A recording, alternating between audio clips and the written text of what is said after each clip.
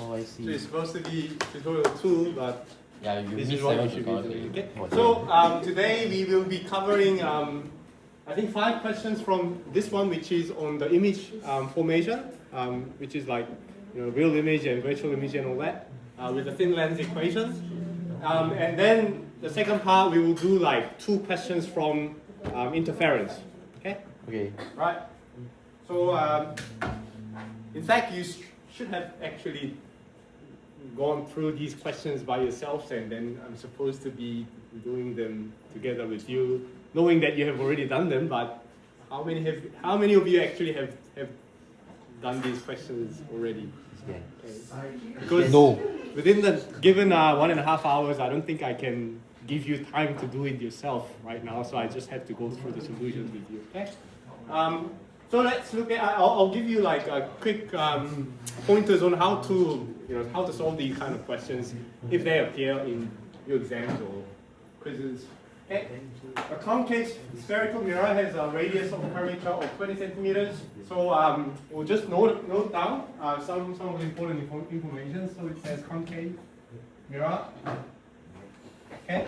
And then the radius of curvature is 20 centimeters. Should this be positive or negative? Can someone tell me whether it should be positive positive curvature or it should be a negative curvature? Why is it positive?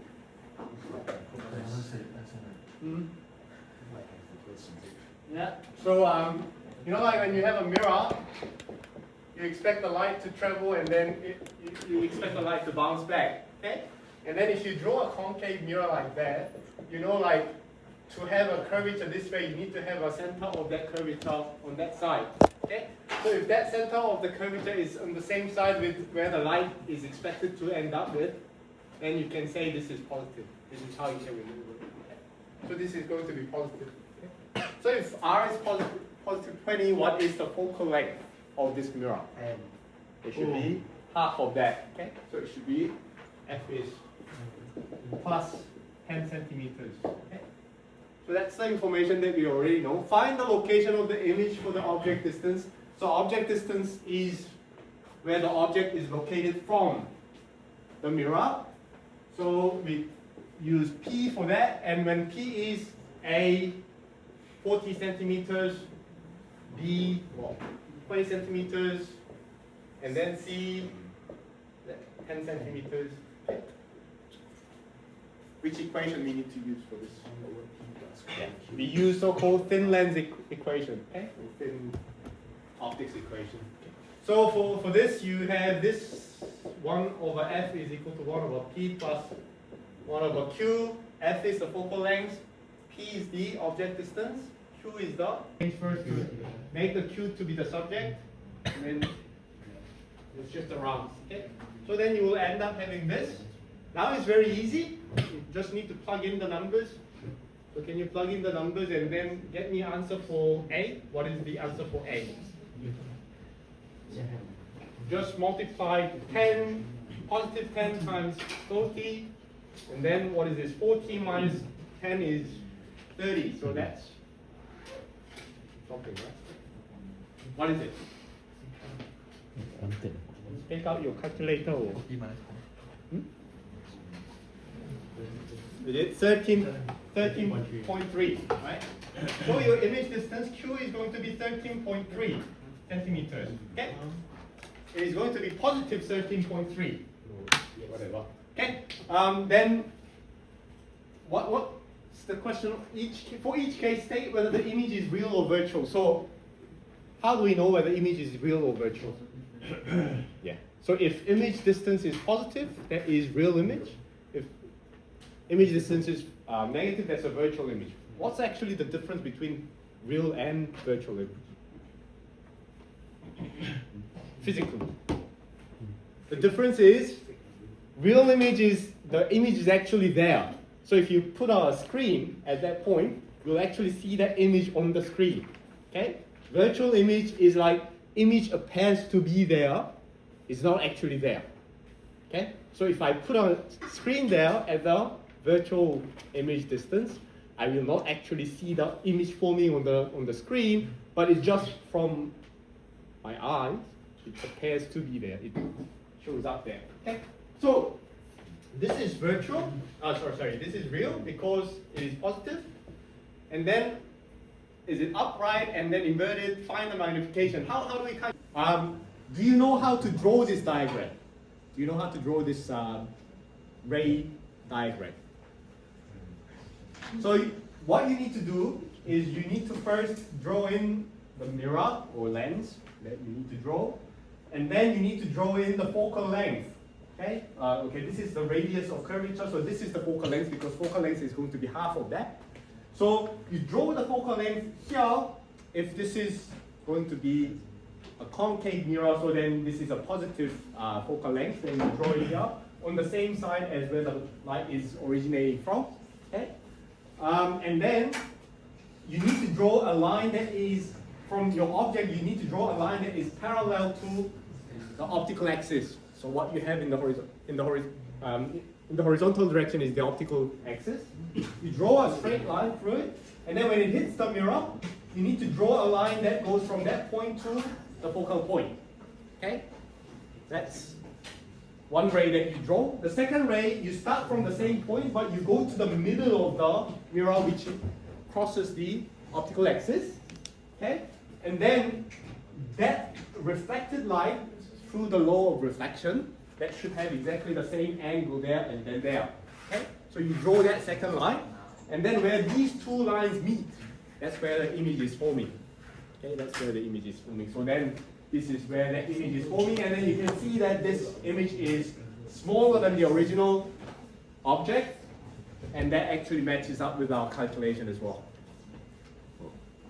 All good? So that's B, and this is how we did the calculation together. And then that's again the diagram, and you can see the object distance and image distance are the same in this case. And then you can also see that these are of the same size, and it is inverted as well. I mean, okay, so it also tells us whether the image is inverted or upright. Okay. And then this is the third case. This is no image formed, and you can see if we have an object that is right at the focal point, you can see that these two rays are actually parallel, and then they will actually never meet, and that means no image forming. Okay, because we are drawing the image at the point where these two lines meet, but if they don't never meet, then that means no image forming. All right. We move to the next question. The transparent photographic slide is placed in front of a converging lens with a focal length of 2.44 centimeters. The lens forms an image of the slide 12.9 centimeters from the slide. How far is the lens from the slide if the image is real and virtual? Okay. So now we are looking at the case with the lens. Okay. We looked at the case with the mirror. Now we are looking at the case with the lens. When we have a concave, a converging lens, is this a positive focal length or negative focal length? Negative. Oh, draw it here. Okay. So this is where the light is starting. Then this is where the lens is. This is a lens, so it will not reflect the light. Okay, so where would the light end up being? On this side, right? And then if we have a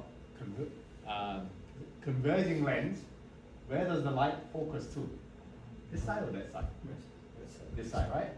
So they are on the same side. Okay, that means it is positive. Okay, so you need to look at where that focal point is, and then you see where the light should eventually end up, and then you can say that this is positive or negative. Okay. So this is actually positive. What? 2.44. Okay. And then let's look at the case where the image is real.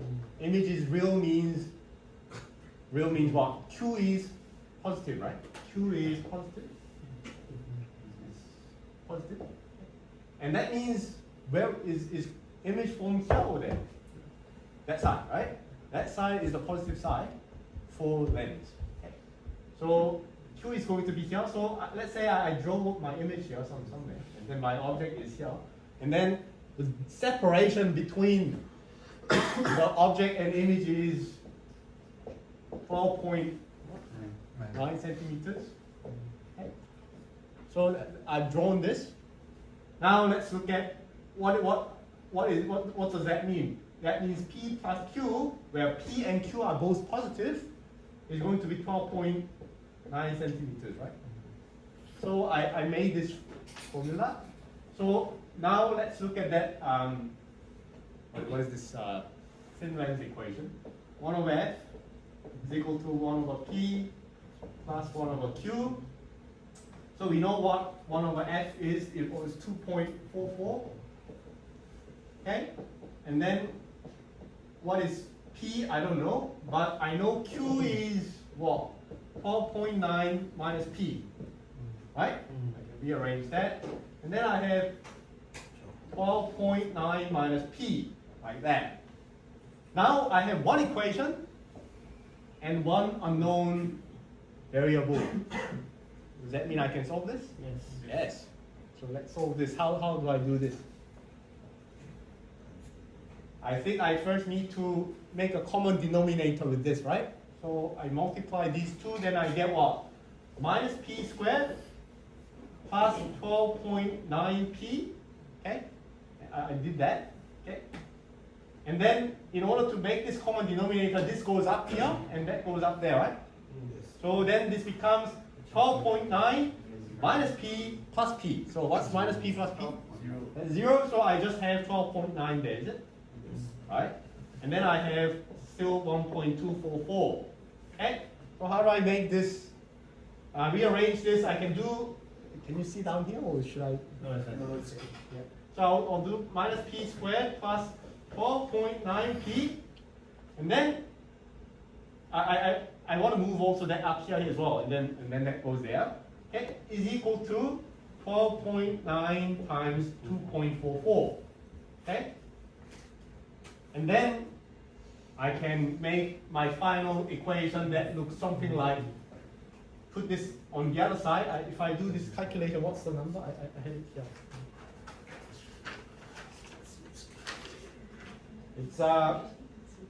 It's going to be minus 31.476. So I'll just put 31.5. Okay? Is equal to 0. So what sort of equation is this? It's called a quadratic equation. How do you solve this for P?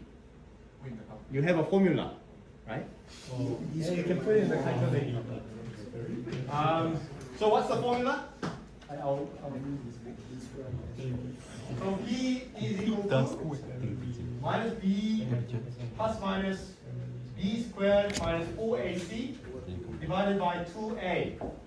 You recall this formula?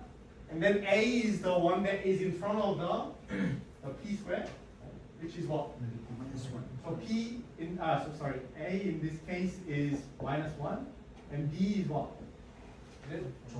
12.9, and then C is minus 31.5.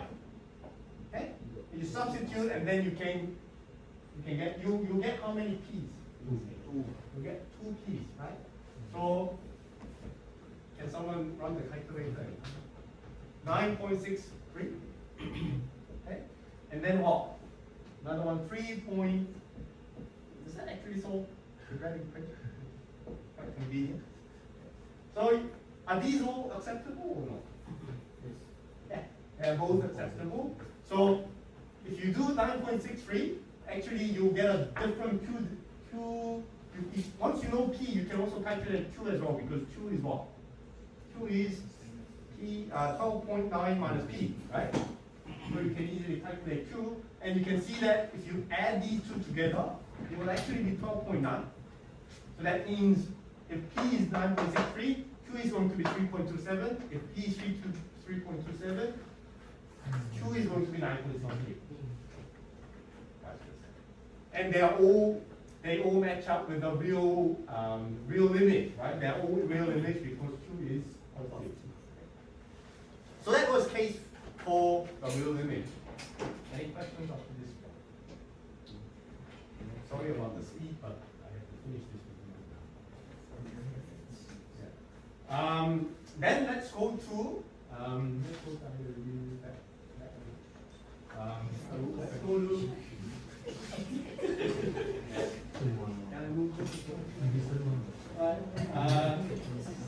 let's go to the case where we have virtual limit. Okay, virtual limit. So we have E, and then virtual limit means what? Virtual limit means negative. You got a classroom actually. The image is here, right? Image is here. So I will just draw it here too. Okay, so this is P, this is Q.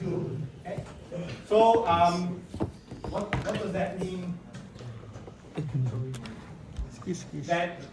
That the distance between the object and image is 12.9, right? So if I was to do P minus the absolute value of Q, right? Because Q is going to be a negative value, okay, when we do the calculation, but because we want to get that separation, we should do absolute value of Q should be what? 4.9 centimeters. But we know Q is a negative number, right? So what does that become? Like that. Okay. It is a Am I doing it right? Yeah. No. I did something wrong.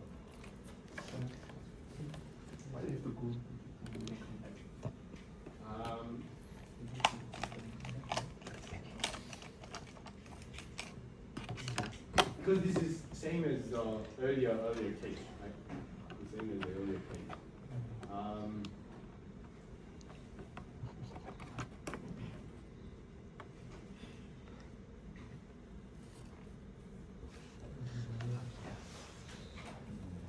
We need to have this minus 12.9, okay?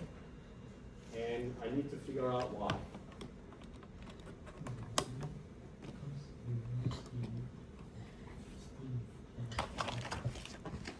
But I'll just assume that this is minus 12.9. That actually means that 2 is out here, but 2 must be out here. Okay? So this is that distance. Okay? If Q is larger than P, right? If Q is larger than P in terms of the magnitude, then because Q is going to be a negative number, then adding these two together, a negative number and a positive number will give me a negative number if Q is larger than. But we can draw this diagram to work out that this is going to be a large number.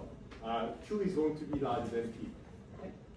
Right. So in this case, you can rearrange it to have Q is equal to minus 12.9 plus P, or we can actually make it simple by using minus Q is 12.9 minus P like that.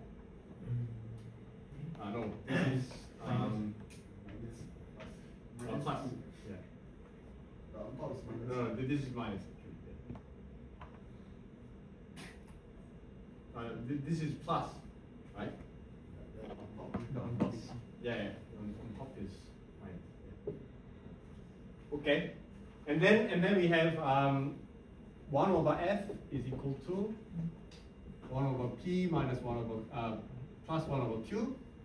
So we can put 1 over 2.44 is equal to 1 over p, and then we have the same, but put minus q there, so it will be minus 1 over 12.9 plus p, right? So now you use the same approach to create a quadratic equation. So you have p squared plus 12.9p, and then it's going to be minus 31.5 if you do the same approach. Okay, it's going to be 0. And then in this case, then you have p is equal to minus b plus minus b squared minus 4ac divided by 2a, and then p is going to be put minus 4.9 plus minus 12.9 squared minus 4 times A is 1, C is minus 31.5, and then 2, 1. Okay? When you do this calculation.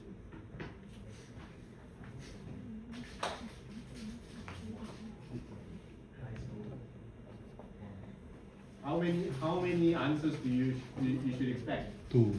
2 answers. And what's the first one? What's the first one? 2.1 and then negative 15. So are both answers acceptable or no? No. Okay, which one is not acceptable? Why?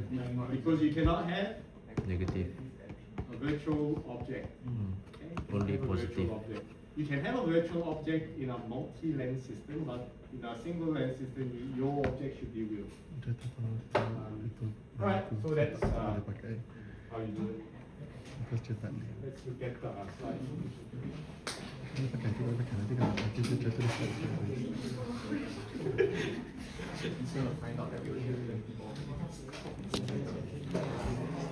It's so sad when you also get paid for it. So this is for a real image. You need to plug this data outlet. Okay. And then you can see that this is going to be P plus Q. And then you apply that same thin lens equation, and then it's exactly the same approach as what we have done. If you need to take photos of these solutions later on, you can do it after the tutorial. So you don't have to. So just focus on what I say, or if you want, you can take photos of the board. But this one, you can just come here and then take the photo. So both solutions are valid, and then you can take both. This is the second case where you have to have the image on the other side, or image on the same side as the object. Okay. Image is okay. This is the second case where the image has to be on the same side as the object.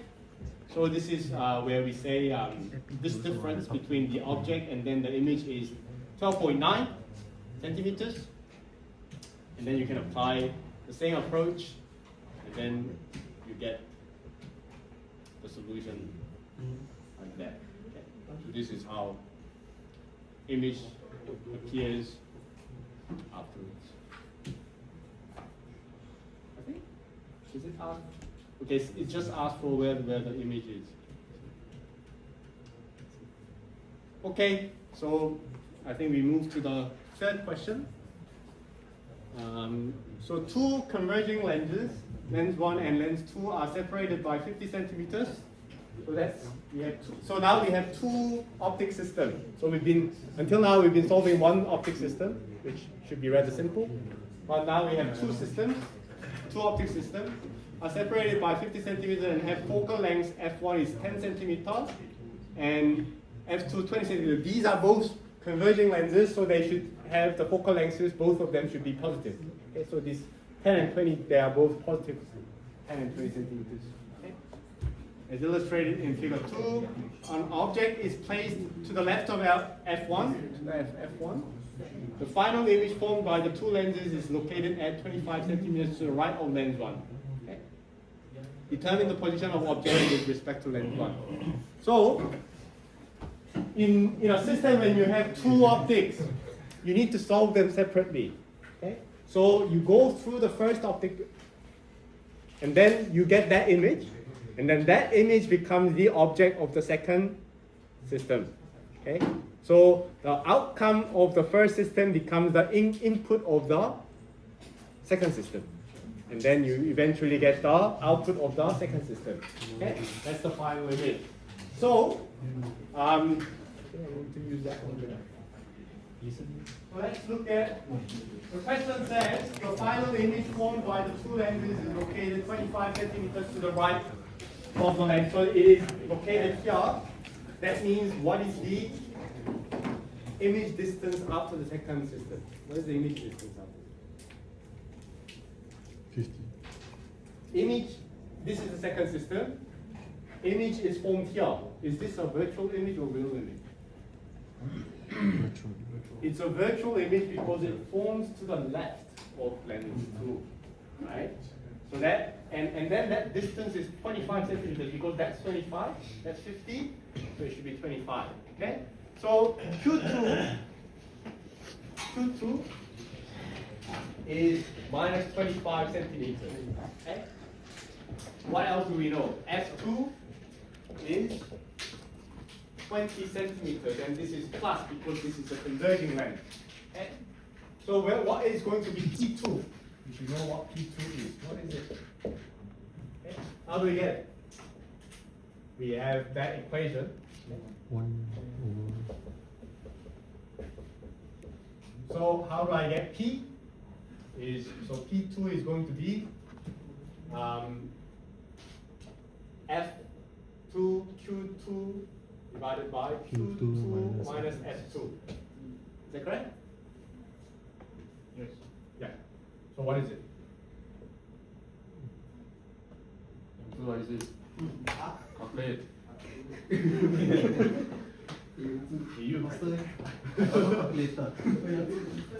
should be able to do this in your head. No? Oh, shit. So, I don't think 250. This is not that difficult, right? Is 250, so 500. Wow. 500 divided by Minus 45. Yeah, I don't think I think 11.111. Yeah. Okay. 11.11. Is it negative or positive? Positive. Is it positive? Okay. Positive 11.111 centimeters. Okay. P2. So that means, where is P2? Where is P2 from this diagram? P2 is to the left of the second lens, 11.11 centimeters away from it. You get it? Then what does that mean for the image of the first system? What's the image distance of the first? Because the image of the first system becomes the object of the second system, right? Image of the first system becomes object of the second. Am I making it too complex? 25. So that means the image distance of the first system is 50 centimeters minus 11.11 because that is going to be that distance, right? And then, is that going to be positive or negative? Is that a real image or virtual image? Because image is on the right hand side of lens 1, Positive. it is positive, it is a real image. So it's going to be 38.88. So T1, Q1 is going to be 38.88 centimeter positive.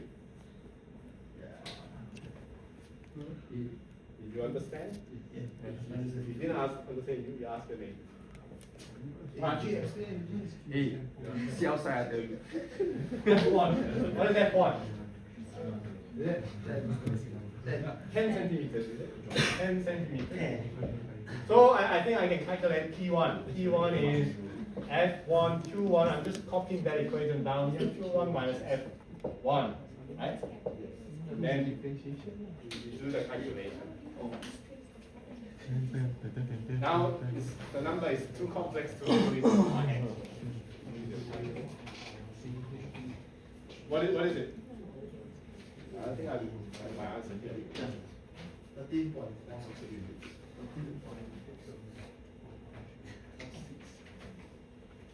13.46.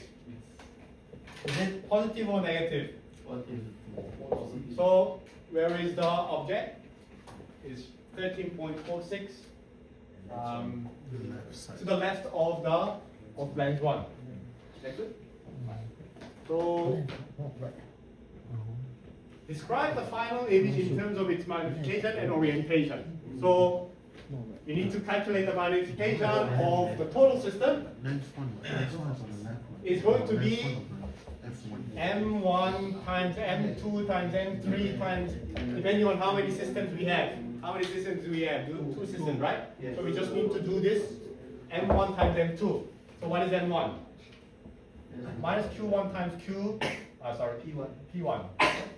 P1 times, what is M2? Minus Q2 times P2. We have all the numbers, right? what do we get? I get something like minus 6.5. You get that? He could answer this. What does that tell us about the entire system? Inverted. Is it inverted? Then it's -5. And magnified by 6.5 times? Alright. Good. Yeah, that's all we need to answer. Are you sure?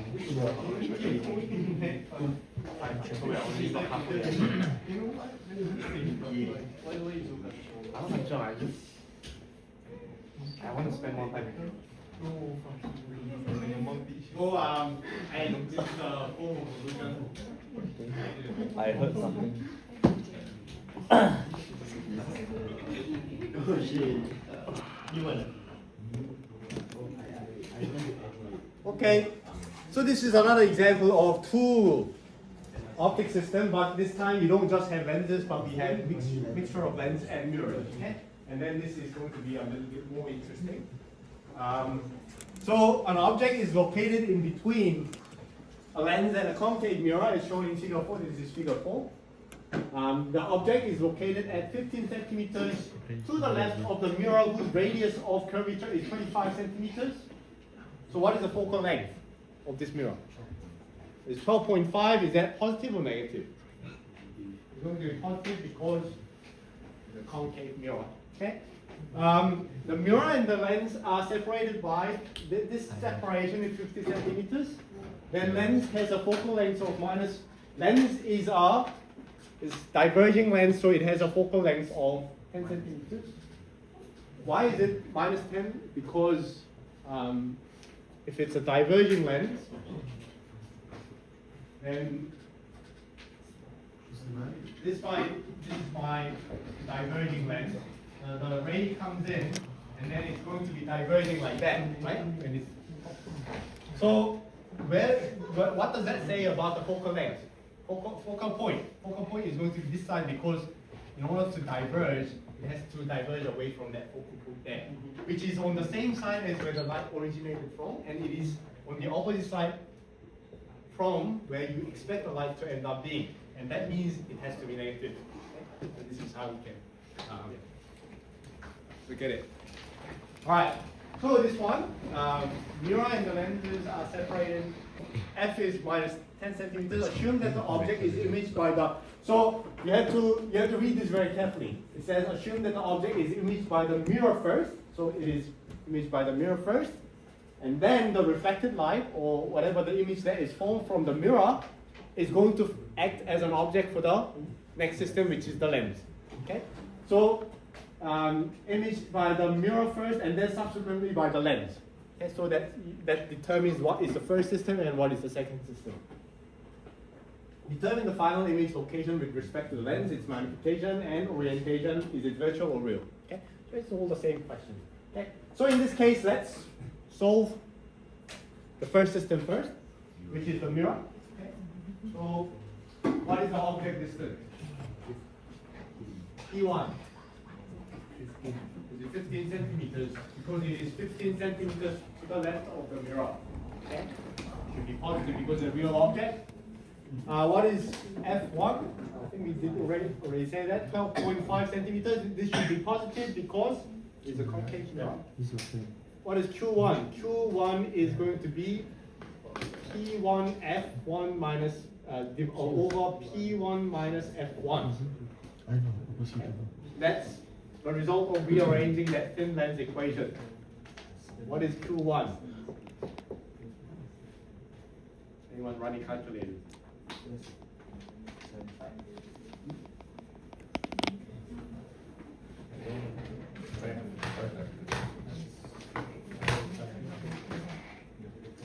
Minus 12. No. 75. 75. Okay. So what does that mean? Where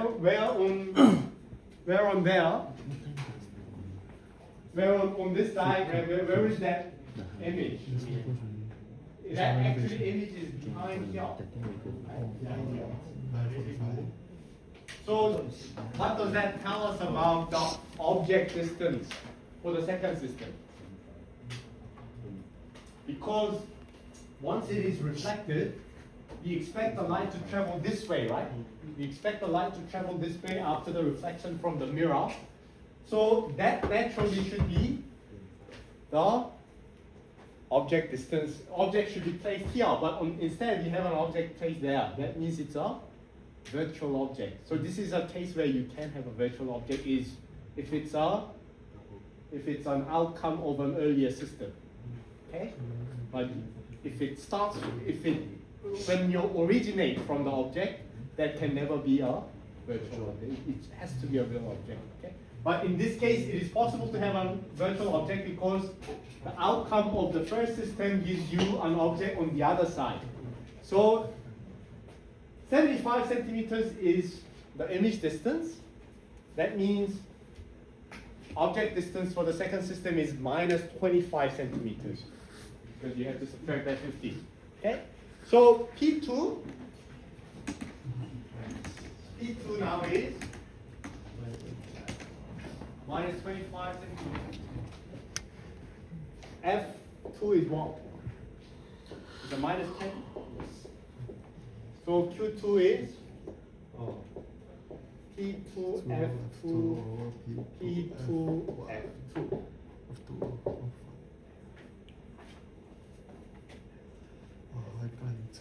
Get something? Minus 16. 6, 7. Oh, 7. Hey, how already? No wife, right? At one point you have to round it up, right? Yeah. Otherwise I will run out of the space. I think we will ask. So okay. First thing first. Determine the final. This is the final image location. Where is the final image location? Left side. Is it? Left side. When it says it is minus 16.67, is it this side or that side? Left side. This side? Left. That side? Should be left. No. Look, we have after the reflection. Now our direction of propagation is this direction, right? so it should be right. So positive image distance is here, negative image distance here. Okay? So that means minus 16.67 means 16.67 centimeters to the right of lens. The right of lens. Okay? So we are here. Yeah. What else? Is it virtual or real? It's virtual. It's a negative image distance is virtual. Okay? So I've answered that one, and then where the image is. Now we need to work out what the magnification is and the orientation. How do we do that? Since we have two systems, we should calculate M1 and M2, and then calculate the total M. So total M is minus Q1 divided by P1 times minus Q2 divided by P2. So if you do that, what do you get? 3.33, is it? 3.33. So it is magnified by 3.33 times, and is it upright or inverted? Upright because it's positive.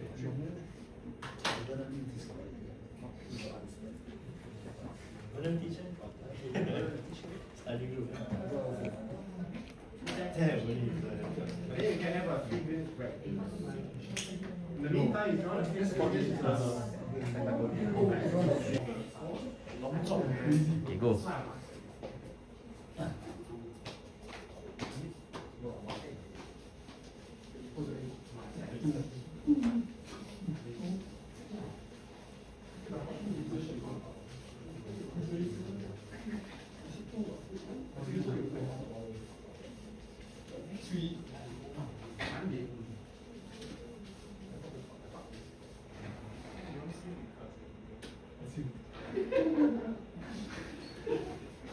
It's okay. I never pay.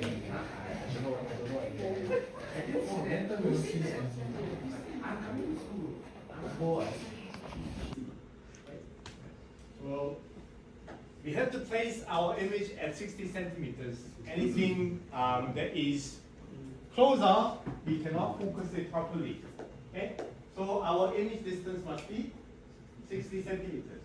Should it be positive 60 centimeters or negative 60 centimeters? Positive. Why? Because it's where it's going, the light. Okay, let's look at this, okay? So Q must be 60 centimeters, okay?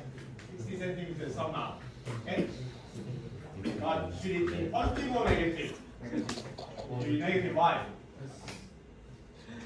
Let's look at the multiplication factor.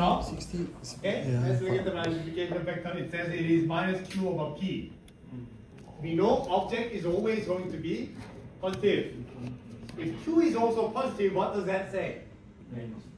All our images will be inverted. Inverted. You don't want to see the rows upside down, right? You want to see everything upright. So that means Q must be negative. So we need to form a virtual image at 60 centimeters away from our eyes. Is that clear to everyone? Yes, yes.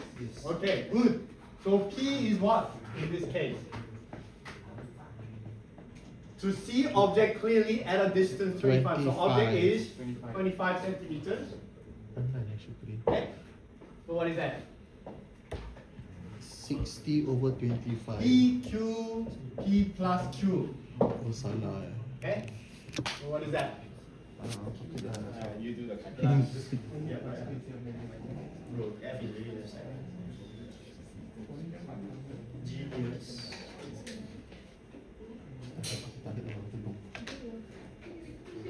Did anyone do this calculation?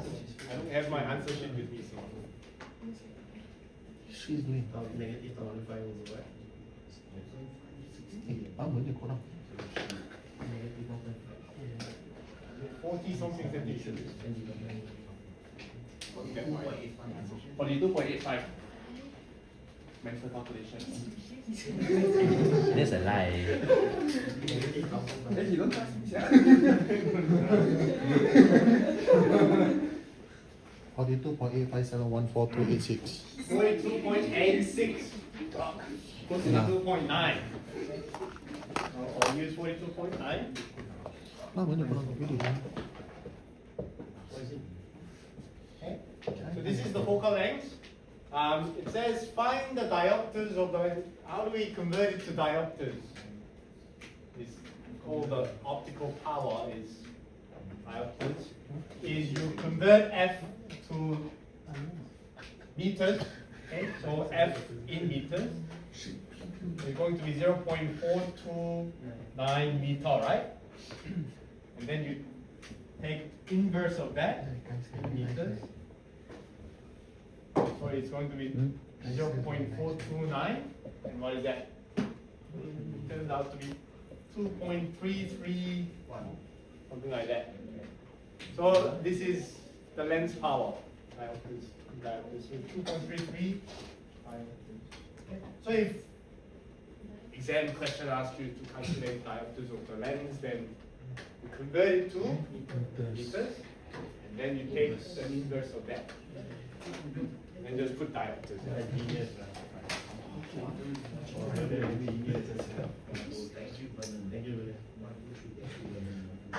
Okay, that concludes the first set.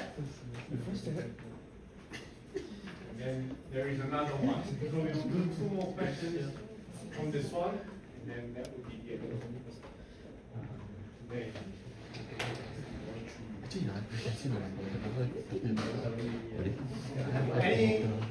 Any questions? Send it to your tutor.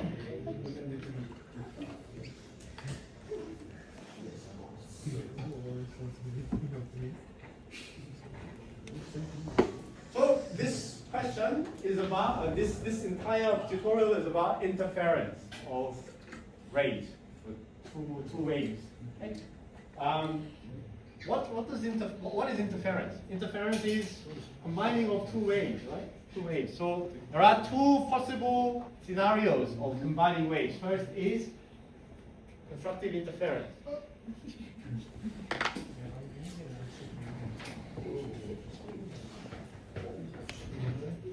So I have wave like that, okay?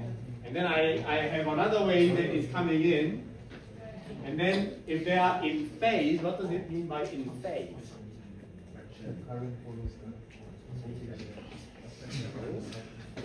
Yeah, but what does it mean by in phase? The waveform is the same. The waveform is the same. So, you know, like They're parallel. when wave is traveling, pay attention, pay attention, okay? So when the wave is traveling, it's moving up and down and moving up and down, okay? But when the two waves are traveling and then they are moving up and down at the same time, then it's called they're in phase, okay? What is out of phase? Opposite. Opposite. So this is Asynchronous. the synchronously moving up and down is in phase, so this is in phase. Okay? And then out of phase is when they are in opposite. Okay? This is out of phase. So they are both moving up and down, but one is moving up and then the other one is moving down. Okay? And then they're doing this. This is Six, out of phase. seven. Okay? So phase is the point I draw a line vertically like that, and then at that point, this is 90, this is maximum, then their phase difference is 0. Okay, their phase difference is 0. In phase, when in phase difference, which we often write it delta phi, is 0. Okay? Delta means difference, phi is phase, 0 means there's no difference in phase. Okay? When out of phase, the phase difference is what? Difference is pi radian. Pi radian. Okay? Or 180 degrees. 180 degrees in radian. Radian is another unit for angle, right? Is pi, because 2 pi is a complete rotation. 2 pi radian is a complete rotation. So if you rotate, complete rotation means this complete rotation. That's one complete rotation, 2 complete rotation, and then the delay between this one and that one is pi. That means they are completely out of phase. Okay? Why is this important? Because destructive interference. Excuse my writing. So when you add these two together, you can see that when they are in phase, they will become twice as high and then twice as deep. Right? When you add them together, the resulting wave is going to be twice as high and twice as deep. Do you agree? Right. And this one, if you add them together, you get nothing. 0. So that's destructive interference. Okay? So everyone very clear? So this is a very important concept in all these questions. There is a second important concept that you have to understand. Okay? The second important concept is not this, so I will erase it.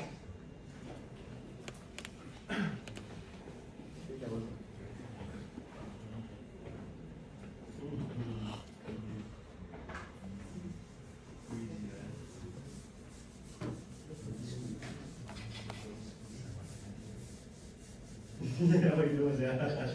How you doing there? The second important one is when this is optical interface. What is an optical interface? Optical interface is light is propagating, and then when the medium changes, it is called optical interface. Okay? And an optical interface, some of the light will transmit through, some of the light will be reflected. Okay? But we are now only concerned about the reflection of that light. Okay? So when the light comes in, and then it hits the optical interface and then it will be reflected, what will happen? Will it, when it's reflected, will it go up or will it go down? Down. On what basis did you say that? Or did you just make a guess out of the 50% here? So whether the reflected light, because like if it's transmitted through, it will just be going down like that, right? It's going to be going like that. But if when it is reflected, whether it will go up or whether it will go down after this cycle depends on the refractive index difference between the two. Okay? So in case N2 is higher than N1, so that means this medium is more dense, then the reflection will cause shift of the phase by pi. What does that mean? So would it go up or down? Down. No, it would go up. Yeah, up, yeah. Because if there was no phase shift, if there was zero phase shift, it would go down, right? Because naturally it was going up and then it was just moving down like that. So if there was no phase shift, then it would just be going down. But because this causes reflected light,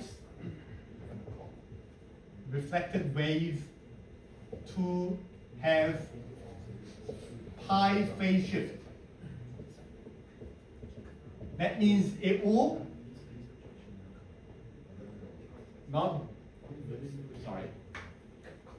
it will be reflected like that. So it goes in and then it comes out like that. Because it actually ate up this much of the shift. Okay? Is that? If N2 is smaller than N1, no phase shift. Okay? So if in this case, where it comes in, okay, and then this is more dense, let's say this is more dense than this one, optically more dense, and this will just like that. Okay. Is that a difficult concept? No. All good? Yeah. So you need to remember this, and you need to remember that, and then we are now ready to tackle these questions. So let's look at this. It says a thin film of oil 1.25 is located on a smooth wet pavement 1.33. When viewed perpendicularly, so light is traveling straight down. It will be traveling straight down, and then at each optical interfaces, they will be reflected. So there will be a reflection here at the top interface, and there will also be a reflection there. And then when we see it with our eyes from the top down, eventually the two rays, that one reflected of the top surface and then the second one reflected of the second surface, they're going to be interfering. These are the two rays that are going to interfere. Okay? So let's write first one. This is N is 1.25, N2 is 1.25, N1 is 1, N3 is 1.33. So at this interface, is there going to be a phase shift or no? No. I said if we are reflective of higher refractive index, there should be, Yes. so there should be pi phase shift. Right? The second reflection happens at this interface here. Okay? Is there a pi phase shift there or no? Yes. Yes or no? Yes. Because this is 1.33 is higher than 1.25, right? So that is going to be another pi phase shift. Now, because these two waves both experience at each of their reflection points, they both experience pi phase shift. So in our calculation of whether they will be constructively interfering or destructively interfering, do we need to consider these phase shifts now, or yes or no? No, because both phase difference due to reflection between ray 1 and ray 2 are 0. It is 0, right? Because both have experienced pi phase shift at each of their reflection points. So the phase difference caused by the reflection is the difference is 0. They're exactly the same. Okay? So the only thing that we need to consider is the distance that it has traveled here. So because out here they travel the same distance as the one coming in, and then that one, they're exactly the same distance. So the only optical path length difference is within this thickness T. Is it T? This is T. And then, but it has to be 2T because the light comes in and then goes up, right? Reflected and then goes up. So when it comes in, that's additional length T. And then when it comes out, there's an additional length T. So that's 2T.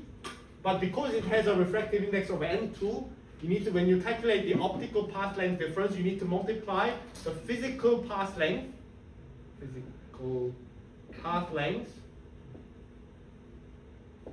times the refractive index. So you multiply that by refractive index N2. Okay? This is the optical path length difference between this ray and this ray. That's, okay? And that has to be what? That has to be integer multiple of the wavelengths, and that will give you constructive interference. Does that make sense to you? Constructive interference.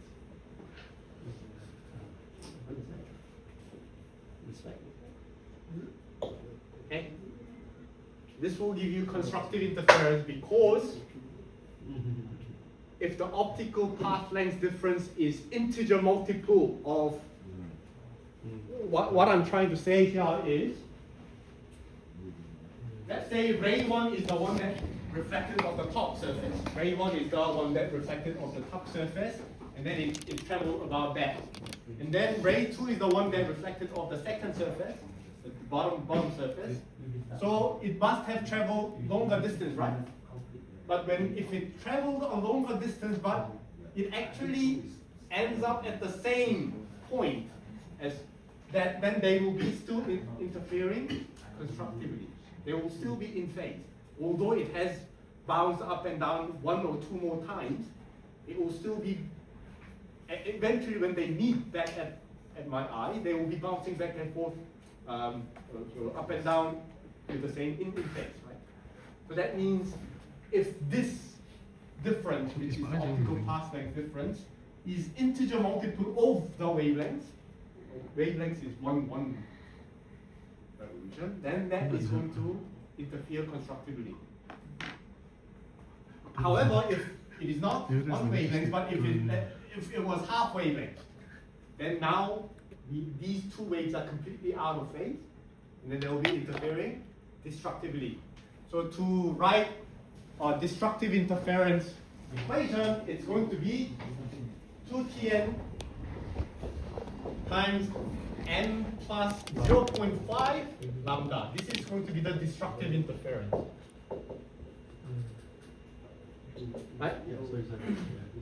Because if by adding that half, it means we are not the full wavelength, we don't have integer multiple of the wavelength within that difference, half difference, but we have half of the wavelength integer. Okay. So that is going to give you a destructive interference. So in this case, it says 600, red is predominantly shown. That means red is going to be 640 nanometer is going to be constructive interference, and at blue 512 nanometers is going to be destructive interference. So I can write these equations and then say 2Tn is equal to m lambda is what, 640 nanometer, okay, and n was what? N was 1.25. And then another equation is 1.25 is equal to m plus 0.5, and and then 512 nanometer. Okay? Now we have two equations with two unknowns, m and t. So can you solve for m? What is that? So this is going to be 2.5 t is equal to m 640 nanometer m, right? And then 2.5 t is going to be what is it? 512 nanometer m plus 256 nanometer, something like that, right? And then you do the calculation, and then m turns out to be, I'm not gonna do this calculation, it's 2. Okay? And once you have that m is equal to 2, it's very easy to calculate that t. Right? Any questions? Any questions? So what does this, I mean, you must have seen something like this kind of color showing up when you look at the oil spill on the water. What does that say? It is saying that the thickness of this oil is not equal. So different wavelengths are constructively interfering because of the difference in the thickness. And what you are seeing from the top is only those that are constructively interfering, not the destructively interfering.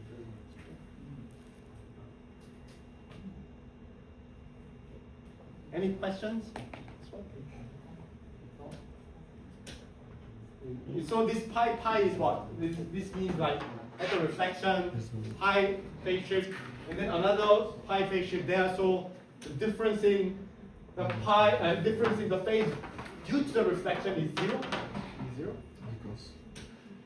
Then let's solve this equation like that. This is going to be our last question today. So this is the same idea. 580 nanometer passes through two closely spaced glass plates. So what is the minimum non-zero value of the plate separation? Is the transmitted light bright? Okay, so let's look at it.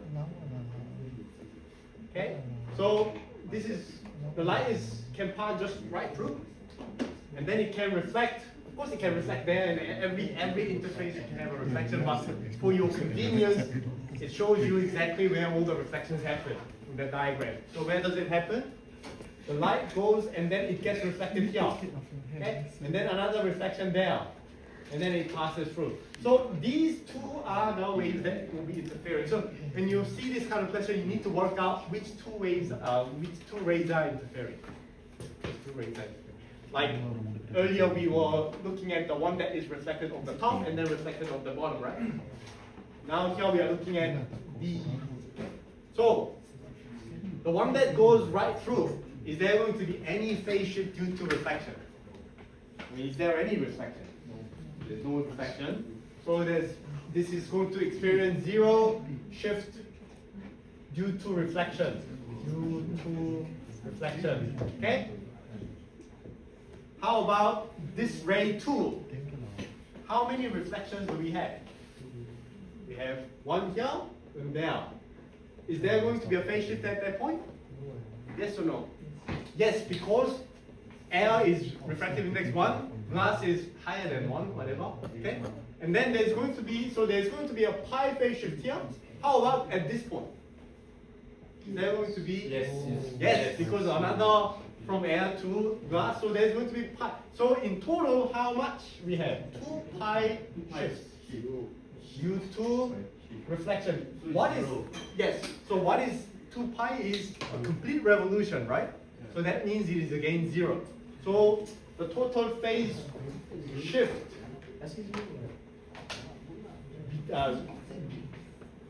delta phi between ray 1 and ray 2 is 0. 0. Okay? So what does that say? What does that tell us about the constructive interference here? For constructive interference, which means bright. Light is bright. When disruptive light is not shown, dark. So so it says 2 and D, because this separation is D. Why do I put 2 here? Because it goes this way. Sorry. The difference is the path length difference is this additional length that it has traveled, right? This is the additional length that it has traveled, that the ray 2 has traveled is that one. So that I put 2D because that's 2D. The length is. And then N is what? Which N should I be? Should I use the N of the air or N of the glass? Glass. No, it should be N of air because the additional path length traveled is in the air. Oh. Right? It is in the air. So my friend want to ask, why is D 2 times? Because it's like diagonal. So like Yeah. only belong- So that is because if I mean, you know, like even in the earlier picture, it is at an angle. I drew it at an angle, right? But in the question it says I was looking at it perpendicularly. Oh. Right? I mean, if I can do, yes, I can do this, but then, would you be able to see what the diagram is? No, right? It's just for the visual purpose that it is drawn at an angle, but it's meant to be a straight line, and then, because if you reflect off straight line, it's going to reflect off exactly the same, because the law of reflection says, right? If it's reflected perpendicularly, it will come out directly back to you. But it's just for the convenience of visual, so that you can easily see the 2 rays. So it is actually going to be 2D, not 2 at an angle and then some trigonometry and some complexity there, okay? All right. So is that clear now? Right. So N should be 1, because the actual path length difference happened in air. You need to check where the actual path length difference happened, because we use there 1.25 because the path length difference happened inside that 1.25 medium, right? That's why we use it. So this should be 2D, and then for constructive interference it should be M lambda, which is what? 580 nanometer. Okay? That's why you can calculate D. Because it says the minimum non-zero value. So of course N can be 0, but then D is 0, right? If N is 0, D is 0. That's a 0D, but we don't want that. Okay? So the minimum non-zero value is going to be when N is 1. And then you can calculate D, which is going to be half of the wavelength.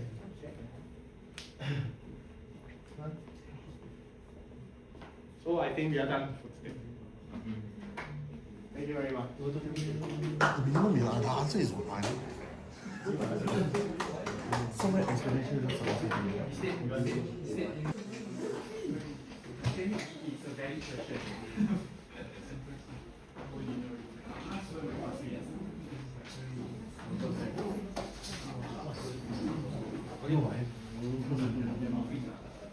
For the distinct size, you get a higher voltage reduction. You can technically your phone, your iPad and dial use just that the charging a bit slower. Yeah lah, because it's very realistic. The power you can deliver is very good. You know, I really study, you all can chill with me, you all stressing me out. This week though, you guys got like everything full lah, I can't see, that's so nice. It's not me bro. When I What condition the it, fuck, your opportunity to die out, it's like you behind our back secretly eating, you know, behind clothes, so I don't mind. I do it for you. What the for the non-zero, right? sure, I know you can, but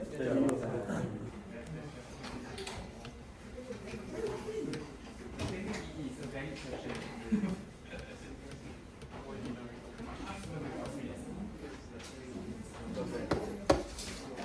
Than the original object. Any questions on this? Wrong number. Then I think you can do No, wrong number. B, 20. I already have that equation. Q is equal to FP T minus F. So what is B? Q is equal to 20. Okay, because it's going to be, I mean, you can do the substitution, 20 centimeters, and then is that real or virtual? It's still real because it's still positive, and then magnification, so it is real. It's real. And then magnification is going to be 1, right? It's going to be minus 1 because it's minus 20 divided by 20. And then that is going to be, so it is not magnified, it's not shrunk, it is the same size, but it is just inverted. Okay? It's inverted.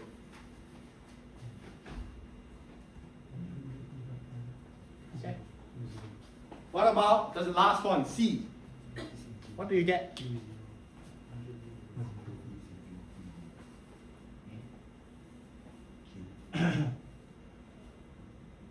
C, if you look at the denominator, focal length is C, and then P is also, focal length is 10, and then P is also 10. Right?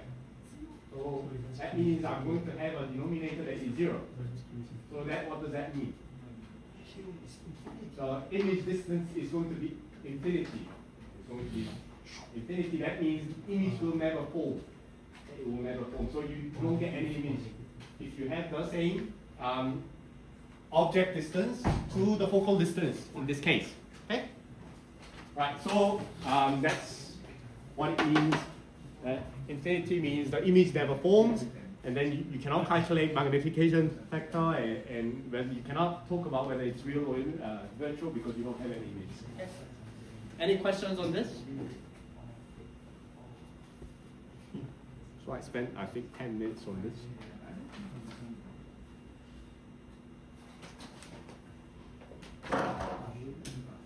So these are just exactly the same calculations that we did. This is for A, how you calculate the magnification factor.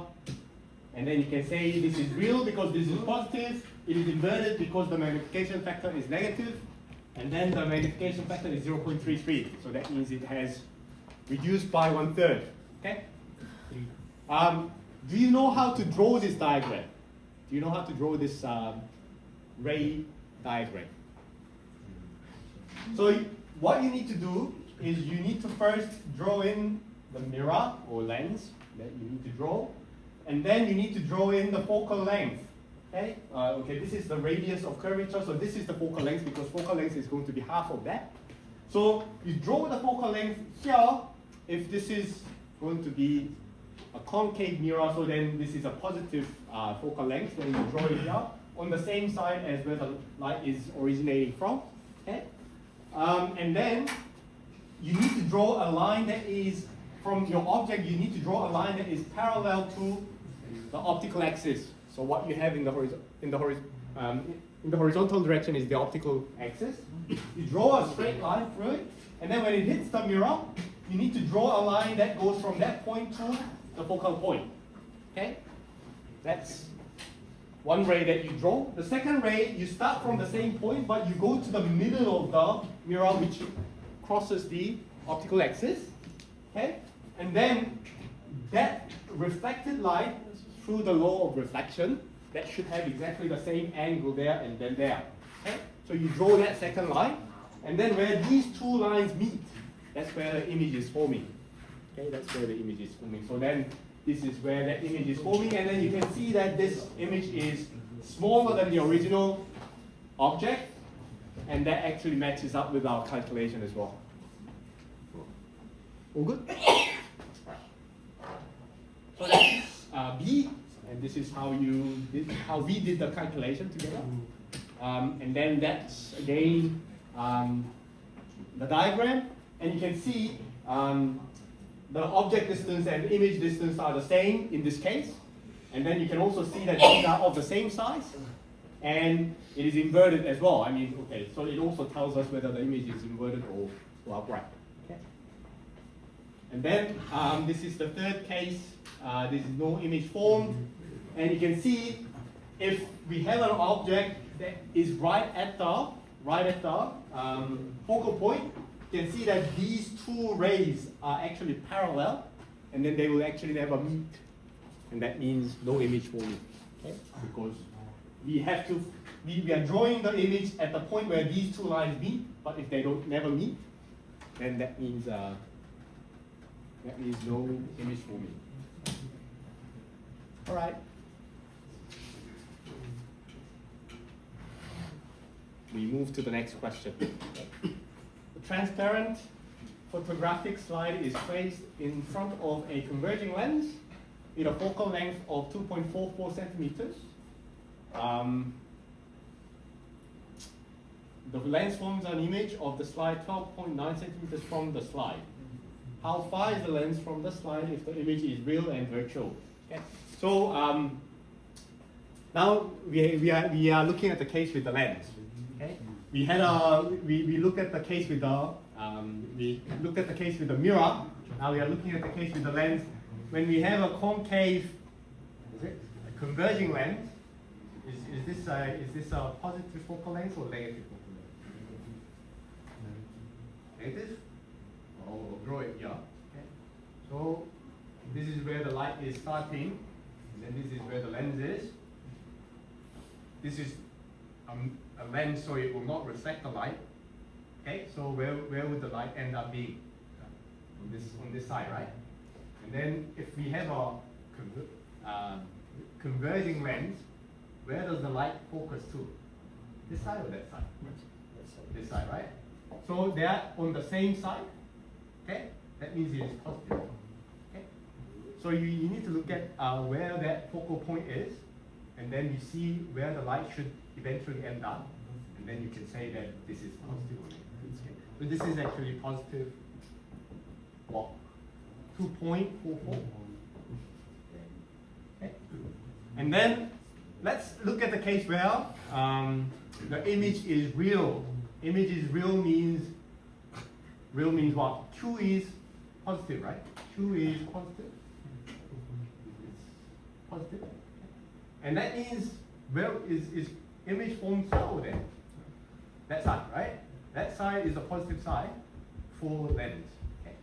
So Q is going to be here. So let's say I draw my image here somewhere, and then my object is here. And then the separation between the object and image is 12.9 centimeters. Okay. So I've drawn this.